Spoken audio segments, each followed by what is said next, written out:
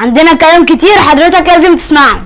اول حاجه عايزين الموبايل اللي حضرتك شايفه. تاني حاجه هننزل انا وياك كل يوم الشارع. انا مش عايز وننام متاخر براحتنا. انا بحب انام بدري. والمصروف. ايوه صح، مصروف يزيد. انت بتكلم الجلابيه؟ بعمل بروفه للتمثيل. بتمثل. طب ما تقول لي وانا اعلمك. ماشي، يا ريت. هعمل ابوك برضه بس عصبي شويه، وانت ابني بس عايز تتظبط. هتظبط تمثيل بالظبط زي ما قال لك كده. ما رحتش المدرسه ليه؟ ما تمثل. حاضر حاضر. ارحمني يا بابا، مش هعمل كده تاني يا بابا. اقول لك بلاها تكتيف، احنا لسه هنكتف وهنعمل، هتاخد وقت. عندك حق. احنا نضرب على طول. وانا ايه ظروفي؟ لا انت خليك للحلقه الجايه. السيناريو فيه جري. اكيد طبعا، ده الجري نص المجد.